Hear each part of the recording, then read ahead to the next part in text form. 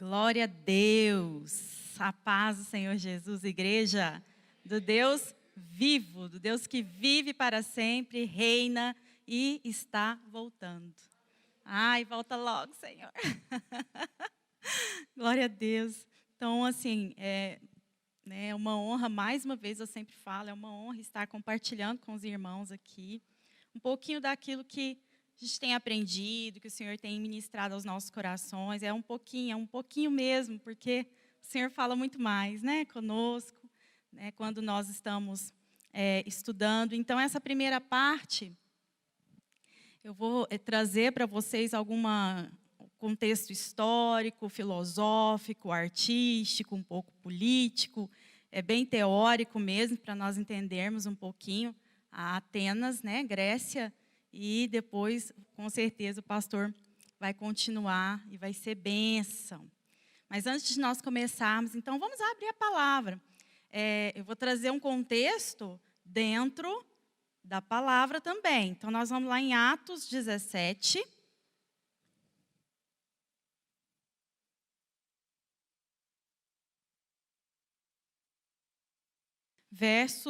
Nós vamos ler do 16 ao 23.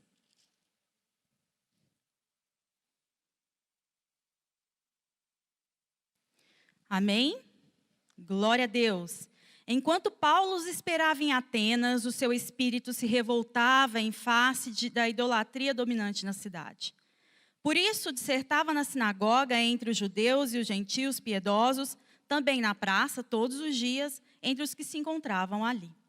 E alguns dos filósofos epicureus e estoicos contendiam com ele, havendo quem perguntasse: que quer dizer esse tagarela? E outros: parece pregador de estranhos deuses, pois pregava Jesus e a ressurreição. Então, tomando-o consigo, levaram ao Areópago, dizendo: poderemos saber que doutrina é essa que ensinas? Posto que nos traz aos ouvidos coisas estranhas, queremos saber o que vem a ser isso. Pois todos os de Atenas e os estrangeiros residentes de outra coisa não cuidavam, senão dizer ou ouvir as últimas novidades. Então Paulo, levantando-se no meio do Areópago, disse: senhores atenienses, em tudo vos vejo acentuadamente religiosos, porque, passando e observando os objetos do vosso culto, encontrei também um altar no qual está escrito ao Deus desconhecido. Pois esse que adorais sem conhecer é precisamente aquele que vos anuncio. Aleluia. Senhor, nós estamos na Tua presença mais uma vez. Eu quero Te glorificar, Senhor. Oh, Tua presença é tão doce, tão suave neste lugar. Pai, em nome de Jesus. Ó Pai, que o Senhor possa nos usar, Senhor. Que eu possa diminuir para que o Senhor cresça. Que o Senhor fale, Senhor, através da minha boca. Que eu seja instrumento, Senhor. Que o Senhor acerte os corações aqui, Senhor. Que essa mensagem seja assertiva. E ao mesmo tempo, Senhor, que cada um possa ser impactado por aquilo que o Senhor tem nessa noite, nessa manhã. Espírito Santo de Deus, continue, ó Pai, agindo com poder e graça nesse lugar. Oh, Espírito Santo, continue agindo. Em nome de Jesus. Em nome de Jesus. Porque é pela Tua graça. Porque é pela Tua graça, é pelo Teu amor que nós estamos aqui reunidos neste lugar. Aleluia, e nós Te louvamos. Amém. Amém. Glória a Deus. Trouxe água. Queridos, agora eu vou contar um pouquinho da história, porque aqui vocês estão vendo que Paulo está na cidade de Atenas. Então, vamos entender um pouquinho, né, dessa construção cultural de Atenas até chegar em Paulo. Então, eu vou falar um pouquinho da história. Nós vamos passar um pouquinho para a história, e aí eu vou tentar trazer para vocês de uma forma mais resumida, né? Espero que os irmãos entendam. Se tiver alguma dúvida, pode depois me procurar, igual o professor. Se tiver alguma dúvida, me procura ali. Eu queria muito ter feito alguns slides, né, para mostrar para os irmãos, mas meu computador não estava me ajudando, né? Ele está querendo férias, porque, né, nesse tempo em que nós estamos trabalhando em casa, todo dia esse computador sendo usado, então ele não quis me obedecer. Então, eu espero assim que eu vou tentar trazer para vocês o que eu ensino com slides. Eu ensino, né, eu sou professora de arte, já trabalhei com filosofia uns 3 anos também. E aí, essa parte de Atenas, assim, a gente fala muito da arte grega, muito mesmo, porque ela é o berço de toda a concepção artística e filosófica do Ocidente. Até os dias de hoje nós usamos. Até nas concepções científicas, né, das epistemologias, da ciência, que nós desenvolvemos uma pesquisa, tem como berço Grécia. Então, vamos entender um pouquinho onde Paulo parou. Porque quando nós pensamos, nossa, que cidade idólatra, vamos ver aonde está a idolatria aí, né? Por que chegou nesse ponto? E a filosofia, nossa, os epicureus, quem que é esse povo? Da onde veio? De comer ou de passar no cabelo? O que é isso? Né? Vamos tentar entender um pouquinho isso e depois a gente trazer algumas reflexões dentro desse contexto para os nossos dias. Onde que nós vamos entrando. Amém. Então, vamos pensar primeiro Atena. Atena mesmo, a palavra, ela vem de uma divindade grega, né? Uma divindade filha de Zeus, que, segundo a história, nasceu da cabeça de Zeus e é considerada a deusa da sabedoria e da guerra. Uma deusa muito adorada entre os gregos durante muito tempo. Tá? E a cidade leva o nome dessa deusa, Atenas. Essa cidade, ela, como eu disse, está na Grécia. A Grécia, ela fica ao sul da Europa. Eu até queria ter colocado um mapinha, né? Eu vou até ler aqui para eu não perder. Ó. Situada ao sul da Europa, pertencente à região denominada Ática, está estrategicamente localizada no cruzamento entre a Europa, Ásia, Oriente Médio e África. Faz fronteira com a Albânia, Macedônia, Bulgária e Turquia. Se você vê no mapa mesmo, você vai ver que ela é estratégica para a região de comércio. Então, muitos comerciantes passavam pela Grécia. E como Atenas era a maior cidade, ainda é a maior cidade da Grécia, também capital, né? Então foi propício para se desenvolver.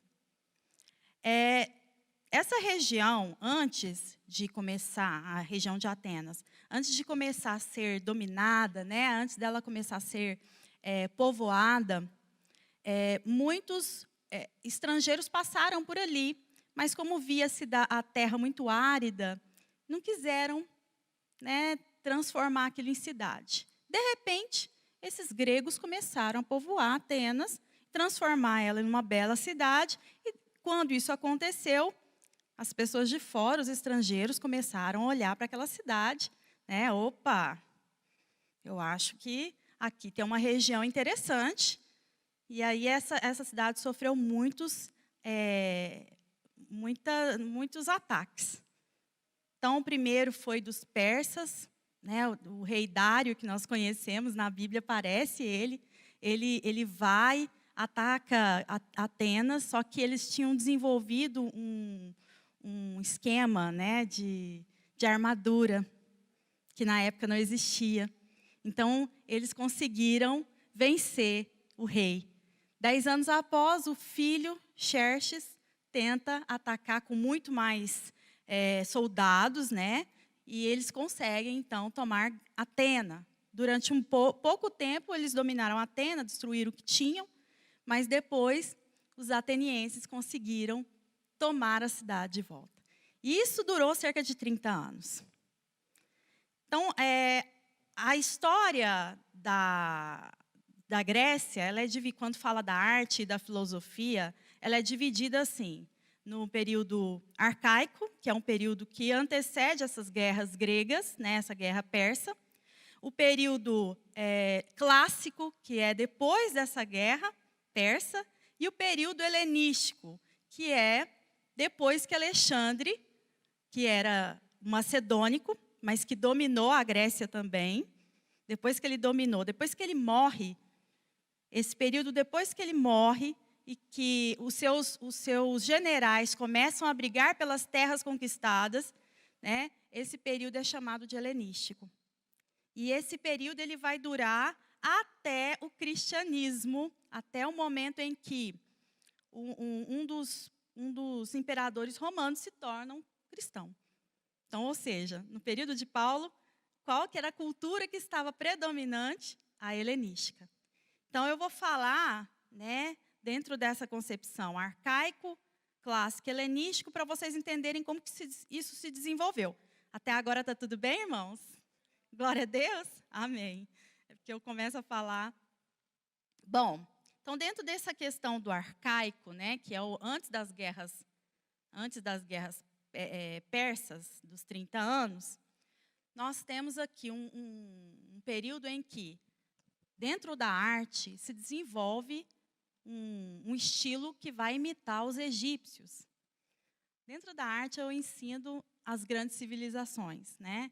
E o estilo egípcio, eles desenvolveram um estilo artístico, né? Um estilo que predominou, inclusive, ainda predomina dentro da questão da simbologia.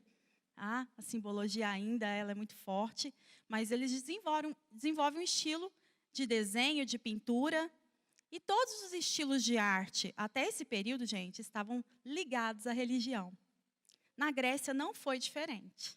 Então, lá no Egito, eles faziam pinturas, colocavam dentro dos lugares onde estavam as tumbas dos faraós, ou seja, ninguém mais via além do faraó que estava lá dentro. Por que fazia isso? Enchia de pintura as paredes, porque eles acreditavam em vida após a morte.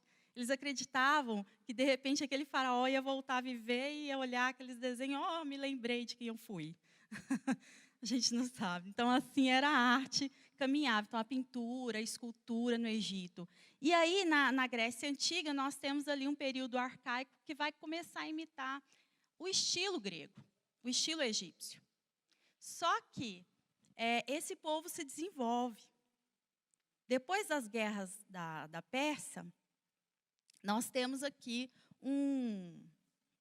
deixa eu só colocar aqui, senão eu perco, né? Um monarca, e esse monarca chamado Péricles, ele resolve, então, reconstruir Grécia.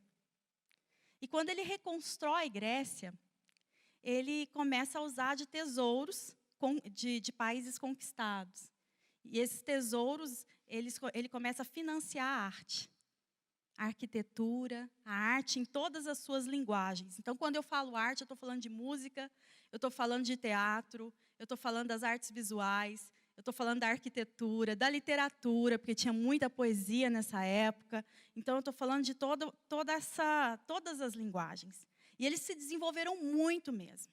Então, nas artes visuais, por exemplo, nós temos o exemplo das esculturas gregas clássicas, que são esculturas que lembram o ser humano. É tão perfeito, feitas de mármore. Tem toda a musculatura, tem todo um movimento. Eles conseguiram fazer a ideia de movimento na escultura, uma escultura feita de mármore. Vocês conhecem o material que eu estou falando para vocês? Que se você bater diferente, ela quebra. Eles conseguiram desenvolver a técnica, né, do domínio do mármore a ponto de fazer essas esculturas. Mas essas esculturas eram de deuses. Todos os deuses que eles adoravam, que eles acreditavam. O homem grego, ele criou, né, uma religião onde esse Deus que eles adoravam era um Deus parecido com o ser humano. Não somente na fisionomia, não somente na aparência, mas nas paixões. Esse Deus, ele tinha inveja, ele tinha raiva, ódio. E se você não adorasse ele direito, imagina você adorar um Deus como esse, e se você está adorando ali, e de repente imaginar que essa adoração não está legal, qualquer hora o Deus deles lá, o poderoso Zeus, pegava ali um raio e jogava na cabeça.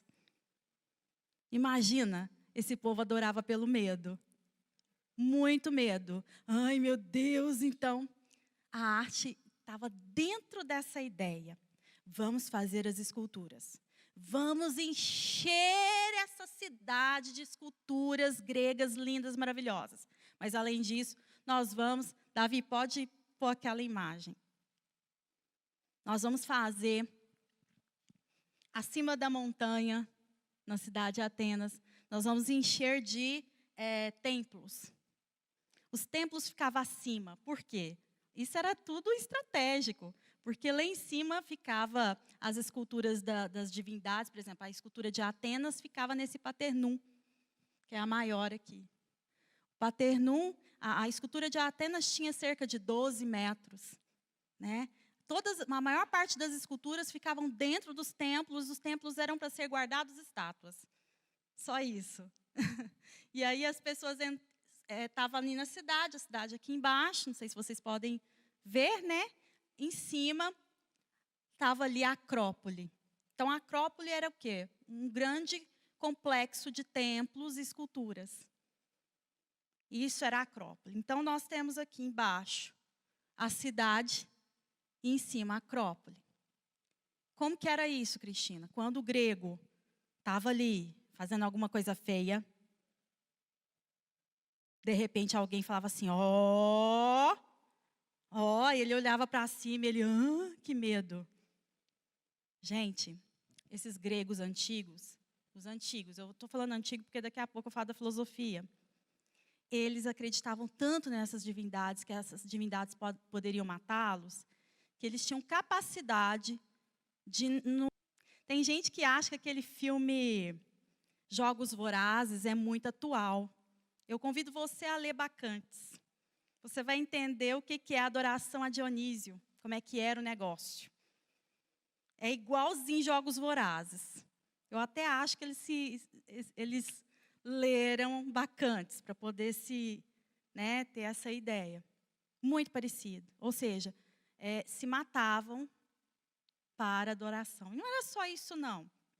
Eu não vou falar muitas coisas, que eu estou vendo criança aqui no recinto.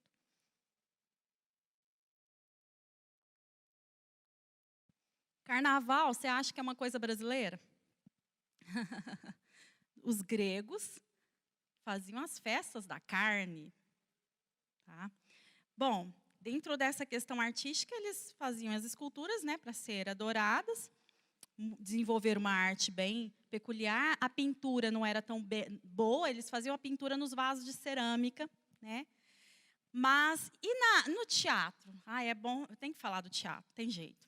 O teatro, também paralelo à arquitetura, os gregos desenvolveram uma espécie de anfiteatro, onde eles podiam ali fazer suas peças, desenvolveram estilos, técnicas de encenação teatral, desenvolveram textos teatrais, né? Ou seja, a comédia e a tragédia veio desse período.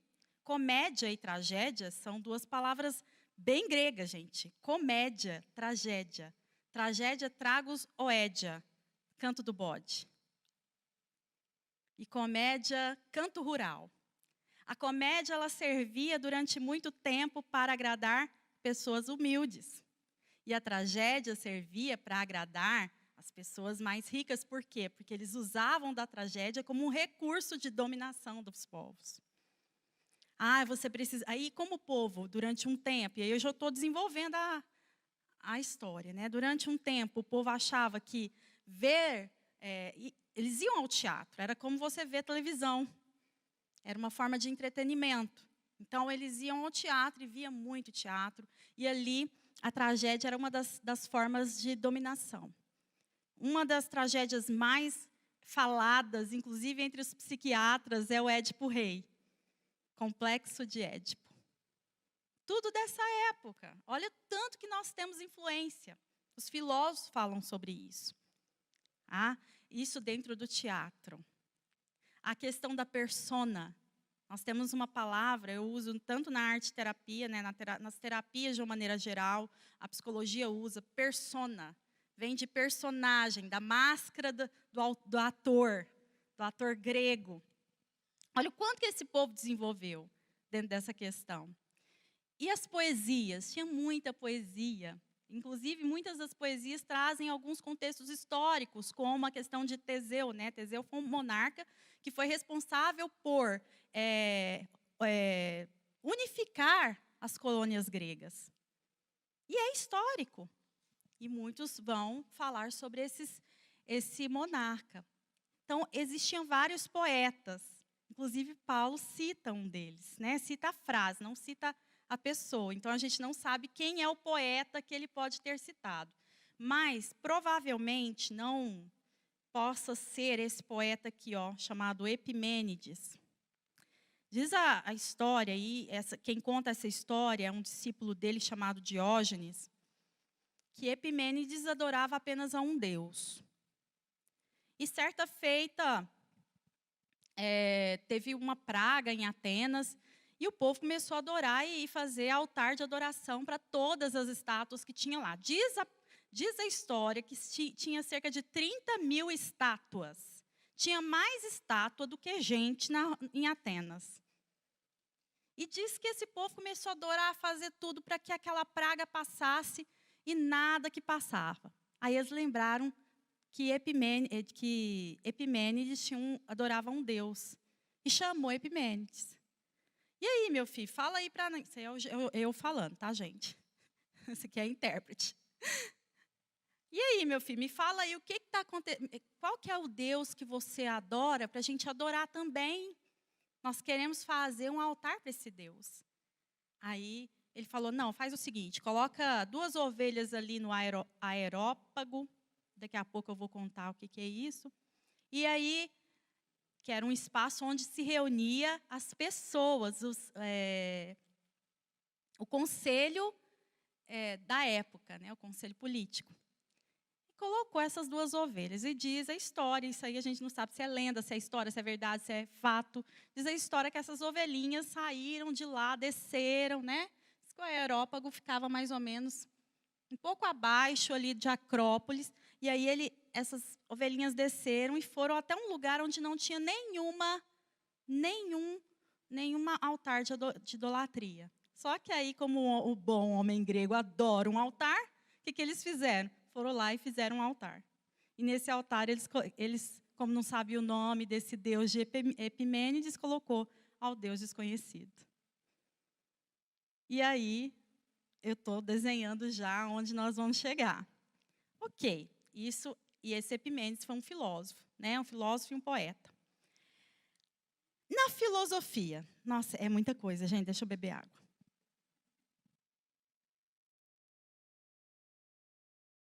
A boca vai ficando seca. Bom, na filosofia, eu falei que tinha o período arcaico, período clássico e o período helenístico, né? Então, na filosofia, no período arcaico, nós vamos colocar, existiram filósofos que começaram a questionar a existência das divindades. E vão falar assim, opa, vamos pensar um pouquinho, esses deuses que vocês adoram, vamos tentar explicar o mundo de outro modo? Então, eles vão para a razão. E eles começam a explicar o mundo usando elementos da natureza, né? Começam a observar, é claro, eles são cientistas. Vão começar a pesquisar formas de trazer uma explicação razoável para os acontecimentos sem colocar um Deus naquele lugar. Ah, se a vegetação, se não tinha colheita, Deus Artemis está com raiva da gente. Se o mar está agitado, Poseidon vai nos matar.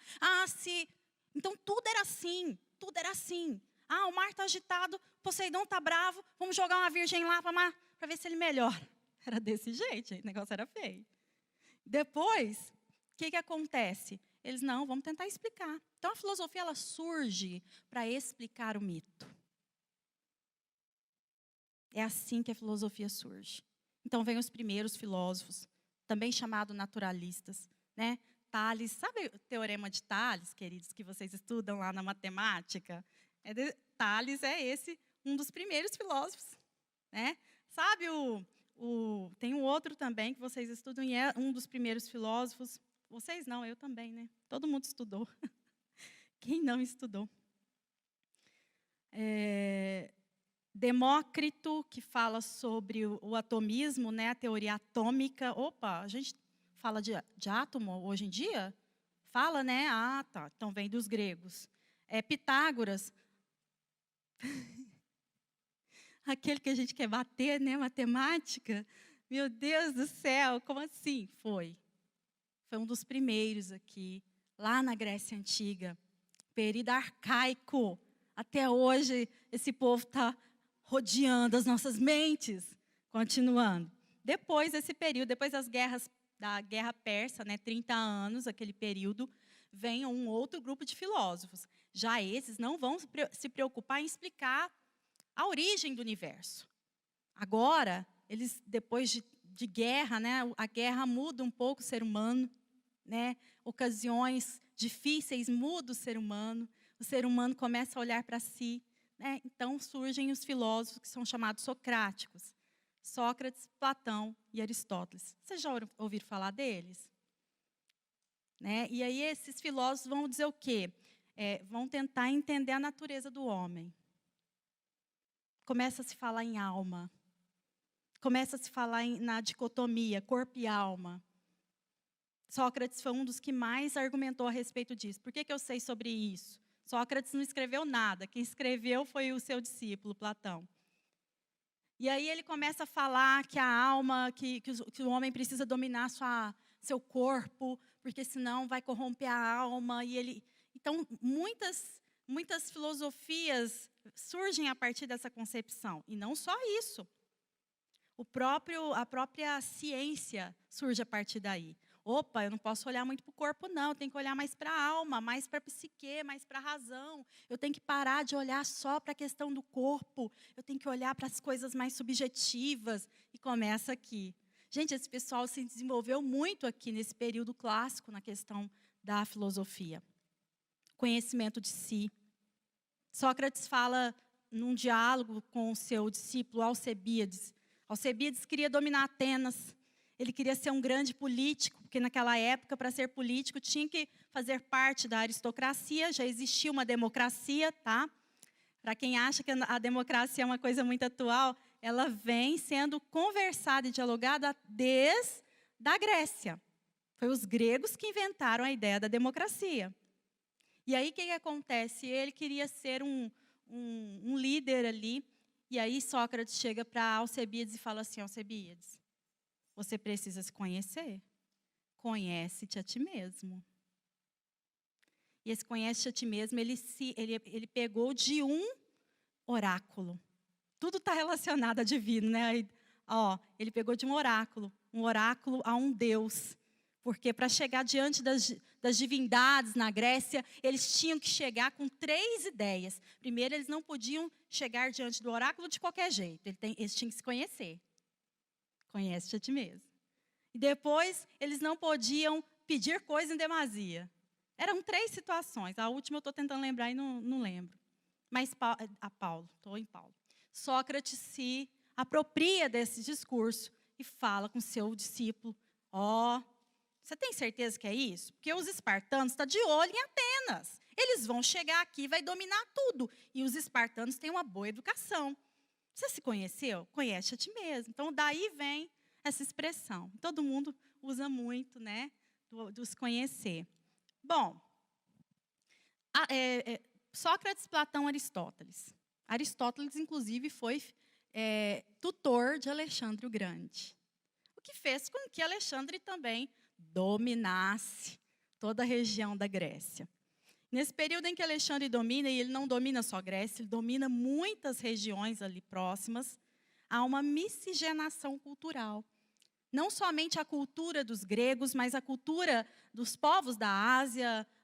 Uma cultura oriental começa a adentrar nas regiões gregas. Alexandre morre. Quando Alexandre morre, que eu falei para vocês, seus generais começam a uma disputa. Foi cerca de 50 anos essa noção. Eles começam a disputar as regiões. E acaba que cada um pega uma região. E um desses generais que se tornam monarcas começam nesse momento, aí nós temos um período intertestamentário, começam nesse momento querer helenizar os judeus. Olha, começa a falar para os judeus, porque os judeus estavam em domínio, né, de um povo antes. Os judeus estavam entre esses povos. E aí, o que acontece? Os judeus deveriam adorar a Zeus. Os judeus deveriam adorar as divindades que eles estavam impondo. Mas o que vocês acham que aconteceu? Os judeus adoraram ou os judeus brigaram? Foram para a briga. Aí começou a guerra dos Macabeus, que durou cerca de 100 anos. Nossa, Cristina, isso tudo? Sim. Aí nós chegamos nos tempos de Paulo. Aí nós chegamos no tempo de Paulo. Nós temos aqui a cultura helenística, ela é uma cultura misturada. Não só grego, mas ela tem toda... Ela vem trazendo muito da cultura da Ásia. Olha só, eu coloquei aqui...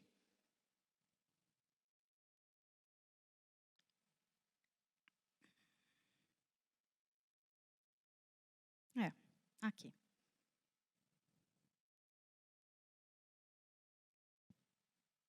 Aqui, ó, no período helenístico, a civilização greco-macedônica dominava a cena política, mas as formas religiosas da Ásia e do Egito é que predominavam na cena religiosa. Havia um sincretismo religioso. Era isso que Paulo estava enfrentando. Imagina os 30 mil deuses, mais um pouco. Dobra isso agora. Era muita divindade num lugar só, gente. Certo? E a questão política, né? Ele vai para um lugar chamado Opa. Deixa eu colocar aqui. Areópago. O que é isso? Primeiro, eram pessoas.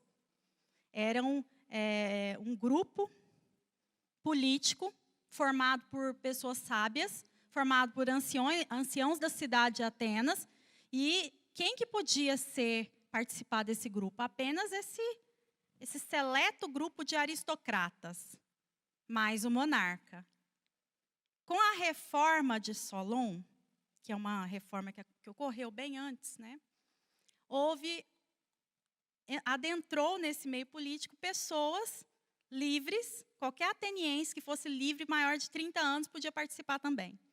Então, não precisava ser apenas os aristocratas. Olha o modelo da democracia, tá vendo que interessante? Não era só os aristocratas, mas também o monarca, o aristocrata e as pessoas da classe popular que quisessem participar e que fosse livre. Porque era comum a escravidão naquela época, bem diferente da escravidão depois do século XV, por exemplo. Certo? Bom, aí nós temos montado a cena em que Paulo... Eu espero ter explicado, em que Paulo adentra. E as filosofias helenísticas, que eu falei da filosofia socrática. E a filosofia do período de Paulo? Gente, a filosofia do período de Paulo tinham várias. Os epicureus e os estoicos são apenas dois que estavam naquele momento em Atenas, na explicação ali onde Paulo vai. Só que tinha os céticos, tinha os cínicos. Meu Deus! Quando a gente fala cínico, a gente pensa assim, nossa, aquela pessoa é falsa, não é verdade?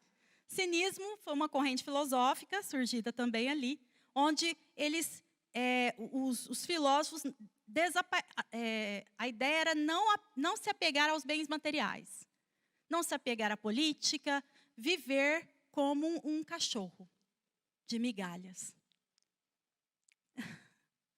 Por isso, cínico vem da palavra quinico, que significa cachorro. Aí tinha um cara lá chamado Diógenes, que era considerado Sócrates demente. Ele vivia no barril. Lembra do Chaves? Ele vivia no barril. Mas, enfim, tinha os céticos. Quem que era o cético? Aqueles que rejeitavam qualquer dogma. Criticava tudo. Será que isso é verdade? Será que isso é verdade? Isso aí? Isso aí? E tinha os estoicos e os epicureus, que são as pessoas que ele vai questionar. Os estoicos, gente, nossa, é complexo esses filósofos. Os estoicos, eles rejeitavam a ideia de ficar por conta da divindade, porque eles achavam que... Estoico não, os epicureus. Porque eles achavam que a divindade não estava nem aí para eles. Então, eles falavam assim, gente, vamos viver a vida.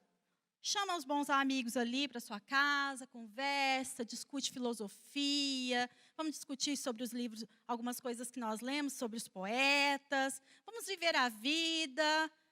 Aí o divino, deixa eles para lá. Eles não estão nem aí com a gente. Esses são os epicureus. E os estoicos? Os estoicos acreditavam que existia um logos, e esse logos dominava tudo. Só que ele era emanação, logos, emanação da natureza. A gente acredita diferente. O nosso Deus, ele não é emanação da natureza. A natureza é emanação de Deus, veio de Deus. Todas as coisas foram criadas por intermédio dele, e sem ele, nada do que foi feito se fez. Está vendo? Há uma discrepância aí entre os estoicos. Então, eles não acreditavam também na ressurreição e por aí vai. São essas pessoinhas que Paulo vai conversar. Chegamos agora no episódio de Paulo. O que está acontecendo aqui? Como que Paulo foi parar em Atenas? Vou começar por aí. Ele estava em Tessalônica, na segunda viagem missionária. Lá em Tessalônica, ele fala de Jesus com muita ousadia, cheio do Espírito Santo. Eu queria ver Paulo pregar, gente. Eu queria aprender um pouquinho, porque eu acho que eu estou precisando de aprender. Aí ele falou, cheio do Espírito Santo, e diz a palavra que muitas pessoas, inclusive pessoas importantes da cidade de Tessalônica, se convertem. E ele, inclusive, vai para a casa de um irmão. E chegando lá nessa casa, alguns judeus ficaram com ciúmes, com inveja, assim diz a palavra. E esses judeus foram até lá e começaram a querer pôr Paulo, pôr ele na rua, escandalizar Paulo e tudo. E aí, o que acontece? Silas e Timóteo, que estavam com ele, falam assim, Paulo, vamos sair daqui. E eles foram para Bereia. Em Bereia, Paulo não para, né, gente? Está fugindo e está falando. Aí, chega em Bereia, ele começa. E Deus, e pregando o evangelho com ousadia, com cheio do Espírito Santo, uau! E adivinha só, os bereanos, que é conhecida, aquela pessoa que tudo que a pessoa fala, ela vai lá na Bíblia e vê se está certo, né? Vem de Bereia, porque lá na palavra diz que eles foram até a palavra e tudo que Paulo falava, eles olhavam e eles receberam a palavra. E muitos converteram. Olha só, gente, Deus usando todas as situações, né, pastor? Usando tudo para engrandecer, né, e para, ou seja, para multiplicar as pessoas que criam, né? Depois, lá em Bereia, os tessalonicenses, os judeus, aqueles que estavam correndo atrás de Paulo, fica sabendo que Paulo está em Bereia, vai para Bereia lá incomodar Paulo. E aí Paulo, Silas e Timóteo falam assim, Paulo, sai daqui, Paulo. Vai para outro lugar, Paulo. E Paulo sai e vai para Atenas. E assim, Paulo estava esperando Silas e Timóteo em Atenas. E aí eu tenho certeza que não foi um dia, porque a Bíblia não fala quanto tempo ele ficou. Mas ele foi. Aí ele andou pela cidade. Aí ele andou lá em Acrópole. Ele foi conhecendo aquela cidade, aquela história daquele povo. Fez um tour, né? E diz a palavra que ele ficou incomodado com a idolatria. Eu acho que também ficava, né, gente? Mais de 30 mil, mais um pouco? Meu Deus do céu. Esbarrava em estátua? Eu que gosto de arte, né? É claro que quando eu olho para uma escultura, eu vejo questão artística, técnica, né? Eu não fico lá, né? Não faço isso. Mas aí Paulo, cada pessoa uma escultura. Aí ele ficou incomodado. Mas ele não ficou assim, vamos destruir isso tudo, pá, pá, pá. Ele não destruiu a estátua. Não, a Bíblia não diz isso. Ele só ficou incomodado. Espiritualmente, dentro dele, incomodou. Com certeza tinha um espírito opressor naquele lugar. Incomodava Paulo. E ele começou a pregar. Nossa, ainda? Gente, Paulo prega. Aí ele vai para os lugares e prega. Aí vai para outro lugar, ele prega. Aí ele vai para outro lugar, ele prega. Até que, com certeza, o discurso dele chamou a atenção dos filósofos. Olha, gente, para chamar a atenção de filósofo, a pessoa tinha que ter uma boa argumentação. E, Paulo tinha. Paulo tinha uma boa argumentação. E esses filósofos começaram, mas vocês estão querendo me mostrar outro Deus? Mais um? Tem tanto Deus aqui, vocês querem me mostrar mais um? Aí, eles chamam, falam, não, nós queremos aprender um pouco mais sobre esse Deus seu. Vamos para o Areópago. Gente, quem que podia ir lá? Apenas os aristocratas. apenas pessoas conhecedores, pessoas que conseguiam argumentar. E na Grécia Antiga era assim. Não era qualquer um que ia falar lá no Areópago. E detalhe, Paulo foi. E chegando lá, ele fala, senhores atenienses. Só que a primeira coisa que ele fala, gente, não foi assim, vocês estão todos errados. Isso aqui é uma maldição na vida de vocês. Não, ele elogia. A primeira coisa, e olha que é uma estratégia de missão transcultural. Nossa, estou vendo que vocês adoram vários deuses. Ele elogia a devoção do povo. Sabe, esse Deus que eu estou mostrando para vocês, eu passei por ali e vi aquele altar chamado altar ao Deus desconhecido, que inclusive eu acabei de falar para vocês. Sabe aquele Deus desconhecido? Então, é esse que eu estou falando. É esse que eu estou pregando. É sobre ele que eu falo. Opa, tem um detalhe interessante nessa mensagem, nesse pedaço. As pessoas estavam adorando a um Deus sem conhecê-lo. É possível? É possível adorar a um Deus e não conhecê-lo?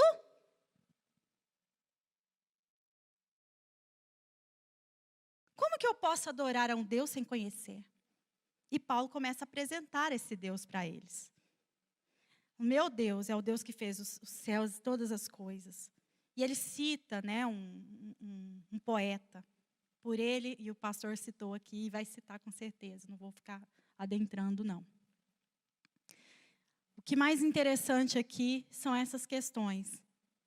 Ele apresenta, então, um Deus desconhecido, em uma cidade idólatra.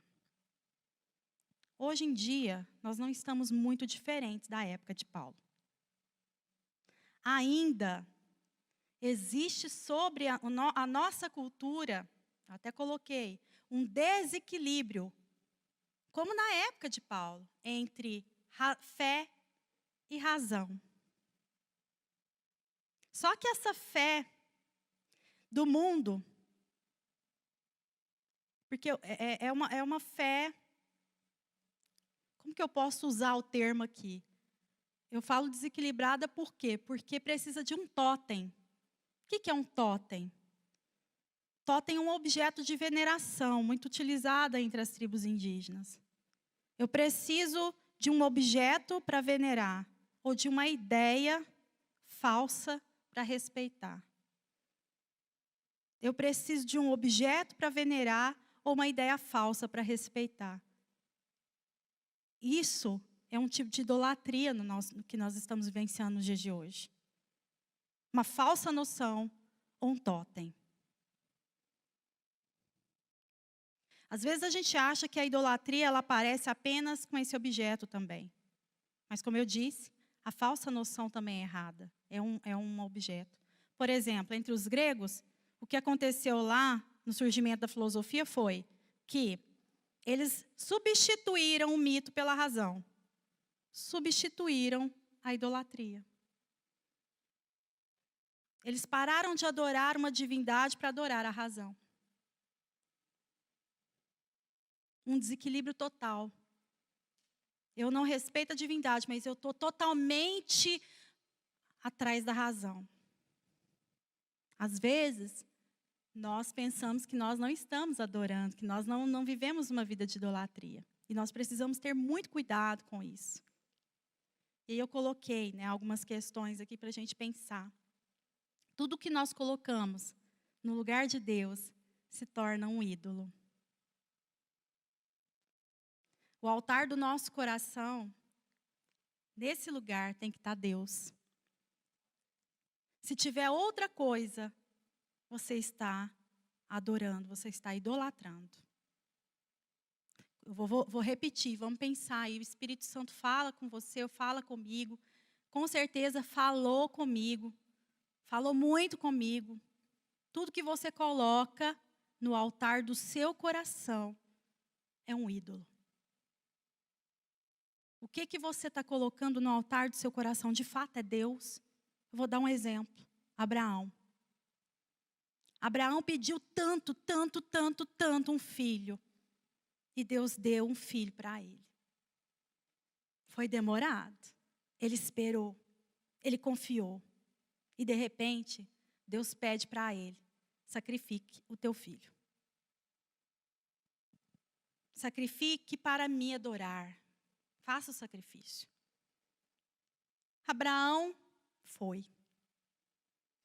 E ele com certeza, ele preparou tudo para isso acontecer. Isso foi uma prova. Claro que Deus não ia pedir a morte desse filho, lógico. Ele queria ver aonde Deus estava. Deus queria saber onde estava no coração de Abraão. Se era o filho que era objeto de adoração ou se era ele, o próprio Senhor. E Abraão mostrou para Deus e para todos nós aonde que Deus estava no coração dele. Ele pediu muito o filho, ele amava aquele filho, né? Só que Deus era o primeiro na vida dele. E que se fosse necessário, ele sacrificaria Isaac. Às vezes nós lemos essa história e nós pensamos assim, nós ficamos emocionados. Nossa, uau! Mas será que nós seríamos capazes de fazer o que Abraão fez? Será que nós seríamos capazes de sacrificar aquilo que nós temos de mais valor, porque o nosso coração pertence a Deus? Às vezes nós pensamos que a idolatria é só adorar uma imagem. A idolatria é só algo nesse sentido, né?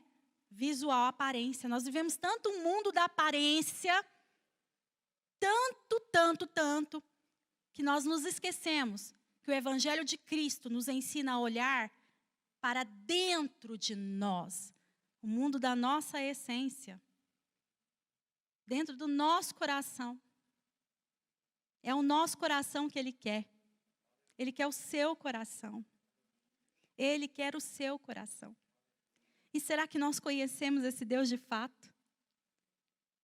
Ou somos como aquelas pessoas lá da Grécia que adoravam um Deus desconhecido?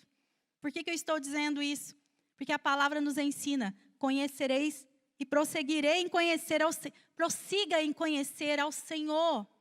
Gente, Deus, cada dia mais que você conhece a Deus, mais você tem necessidade de conhecê-lo. Esse amado das nossas almas. Não é só, não, tem uma música que eu amo muito, que diz assim, ó, vou ver se eu lembro. Mergulhar em teu ser, encontrar-me contigo. Meu maior prazer, ter seu amigo. Ouvir tua voz e as batidas do teu coração. Fala, Senhor, ensina-me a tua canção. Conhecerei e prosseguirei em conhecer-te, Senhor. Senhor. Quanto mais nós nos conhecemos ao Senhor, mais Ele se revela para nós. Quanto mais nós nos conhecemos ao Senhor, mais Ele se revela para nós. E nós ficamos em paz, como Abraão ficou. Porque ele conhecia a Deus e ele sabia que Deus era bom. Isso é fé. Isso é viver pela fé. Como você vai viver pela fé se você não conhece o Deus da sua fé? Mas nós precisamos conhecer o Senhor.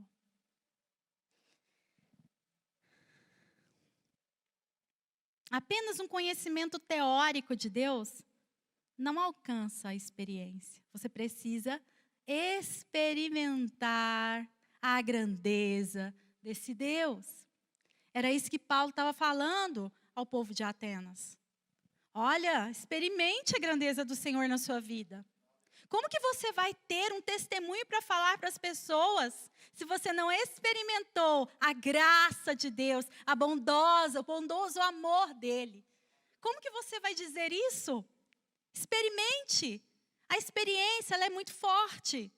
A teoria você pode conhecer, Mas a experiência, eu costumo dizer para o Ricardo, né? Ele até sabe, a potência da experiência, ele fica até rindo de mim. Porque a experiência, ela é muito importante para nós. Nós precisamos experimentar. Nós precisamos mergulhar no Espírito. Glória a Deus! O culto de hoje já foi aberto aí com você mergulhando no Espírito. Mergulhe na presença do Senhor. Mergulhe. Tira. Ai, Senhor, eu estou com tanta dificuldade de mergulhar na tua presença. A palavra do Senhor fala que Ele tira o coração de pedra e coloca um coração de carne. Ele aviva o teu coração pelo Espírito. Renova as nossas esperanças. Mesmo em tempos difíceis, Ele renova o nosso ser. E nós caminhamos. As coisas estão acontecendo aqui, só que aí tem outra música para isso. Não temerei más notícias, não temerei más notícias, mesmo no vale da sombra e da morte, comigo tu estás. Aleluia! Tudo é arte, né, gente? Tudo é arte. E Romanos diz assim, Romanos 1:21 diz assim: porquanto, tendo conhecimento de Deus, não o glorificaram como Deus, nem lhe deram graças, antes se tornaram nulos em seus próprios raciocínios, obscurecendo-se-lhes o coração insensato. Então, só o conhecimento não nos dá muita questão, né? Só através de Jesus que nós temos o pleno conhecimento de Deus. Em João 17, 25, 26, Jesus diz assim: Pai justo, o mundo não te conheceu, eu, porém, te conheci. E também estes compreenderam que tu me enviastes. Eu lhe fiz conhecer o teu nome e ainda o farei conhecer, a fim de que o amor com que me amaste esteja neles e neles eu esteja. Então, por meio de Cristo, nós conhecemos o Pai. E nós levamos o conhecimento do Pai por meio de Cristo que vive em nós. O Espírito Santo que vive em nós. Uma prova de termos passado por essa transformação é conhecer e expressar esse amor. Está lá em 1 João 4,15. Aquele que confessar Jesus, que Jesus é o Filho de Deus, Deus permanece nele e ele em Deus. E a mais alta realização do conhecimento de Deus é a nossa transformação segundo a imagem de Cristo quando vier a glorificação. Lá em 2 Coríntios 3,18 diz: e todos nós, com o rosto desvendados, contemplamos como por espelho a glória do Senhor, somos transformados de glória em glória na sua própria imagem, como pelo Senhor. Então, por meio de Jesus, eu conheço a Deus. E eu só me achego a Jesus quando eu realmente aceito o seu sacrifício. Quando eu dou um passo. Tem muita gente que só aceita, acha bonito. Nossa, Jesus morreu, que legal, né? Nossa, Páscoa, uau! Natal, uau! Que legal! Vamos reunir a família. Mas, de fato, não deu uma resposta de fé ao Espírito Santo. Quando você dá uma resposta, você aceita e dá uma resposta de fé, Senhor. E aí, o Espírito Santo entra dentro da sua vida e começa a grande transformação. Você é regenerado, você é justificado, você é considerado santo, né? Praticamente. E você começa a sua trajetória da salvação, que dura até a glorificação, até a volta de Cristo. Então, é necessário conhecer Jesus. É necessário que você aceite o sacrifício do Senhor. É necessário conhecer e continuar, prosseguir em conhecer o Senhor. Aleluia, queridos. Ficou claro? Vamos ficar de pé. Coloca na presença do Senhor. Se o Espírito Santo falou com você nesta manhã, algo que ainda é necessário ser tratado dentro do seu coração, e eu vou dizer para você, o Senhor falou muito ao meu coração, muito mesmo. Ele falou: filha, onde eu estou na sua vida, onde eu estou, eu quero ocupar o lugar de destaque. Eu quero ocupar o lugar de destaque. E você sabe, você conhece, você já experimentou a graça dele, você já experimentou o amor, o favor, o perdão. Você tem experimentado tantas coisas, porque eu tenho te dado. Mas onde eu estou, aonde eu estou, eu quero estar no lugar de destaque, no altar da sua vida. Se tem algum ídolo, se é seu esposo, se é sua esposa, se é seu filho que é seu ídolo, vamos destruir os ídolos das nossas vidas. Se é o entretenimento, a TV, se é qualquer outra coisa que te deixa aquém do Senhor, destrua os altares, o Senhor quer ocupar o lugar de destaque no seu coração. Ele é Deus. Se é a preocupação que é o que está ocupando o altar da sua vida, destrone, tira o medo, tira a preocupação, ponha Deus aí e venere Deus. Aleluia. Assim que eu luto minhas guerras,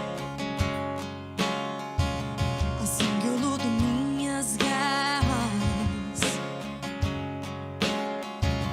assim que eu luto minhas guerras,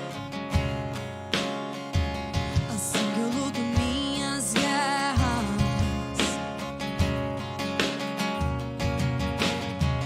Parece que estou cercado, mas sou guardado por ti. Parece que estou cercado, mas sou guardado por ti. Parece que estou cercado, mas sou guardado por ti. Parece que estou cercado, mas sou guardado por ti. Assim que eu luto minhas guerras,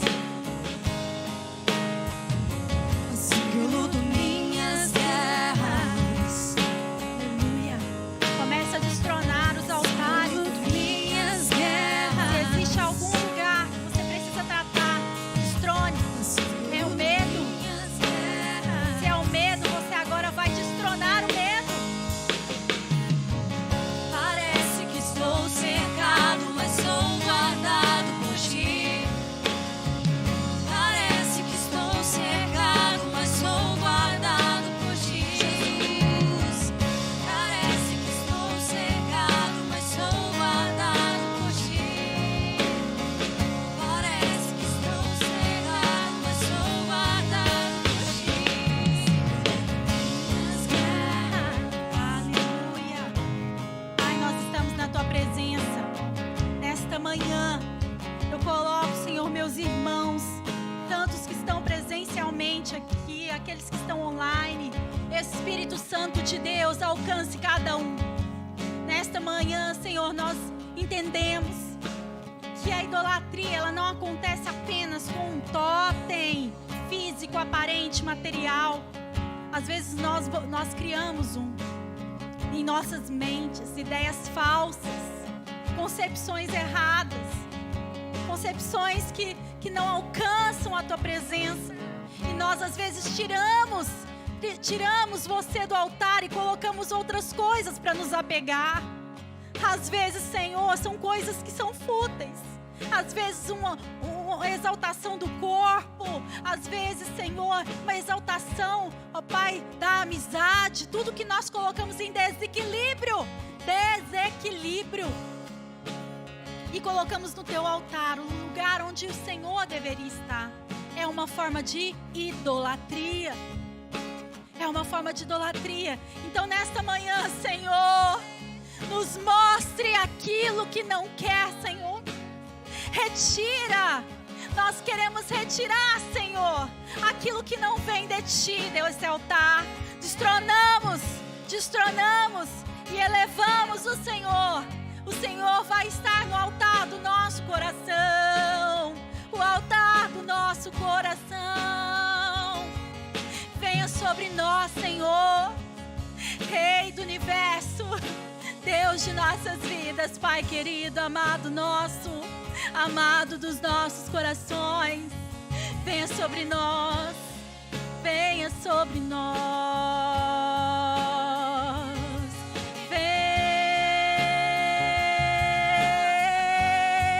Venha sobre nós.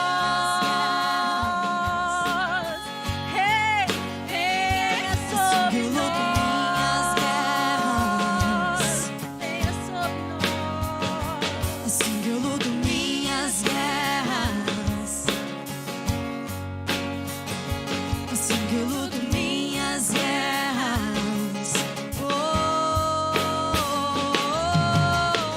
Parece que estou cercado, mas sou guardado por ti. Parece que estou cercado, mas sou guardado por ti, Jesus. Parece que estou cercado, mas sou guardado por ti. Parece que estou cercado, mas sou guardado por ti. Aleluia, aleluia. No altar do seu coração é onde o Senhor quer estar. É onde o Senhor quer estar, no pico. Porque Ele estando aí, a sua vida vai estar equilibrada. Porque Ele estando aí, Ele vai te mostrar, Ele vai se revelar a ti. Ele vai revelar os seus propósitos. Nada que fazemos é tão importante quanto aquilo que Ele quer, quanto seus propósitos para nós. Nada que colocamos, nada que fazemos, pensamos, nada, nada, nada, nada. Nada, nada, nada.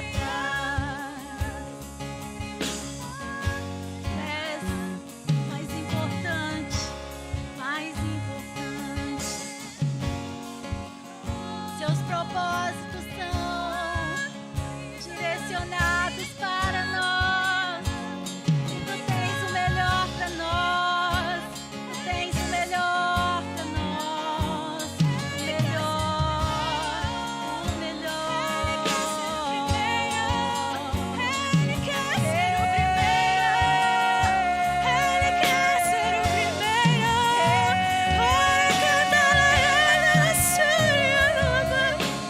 Ele quer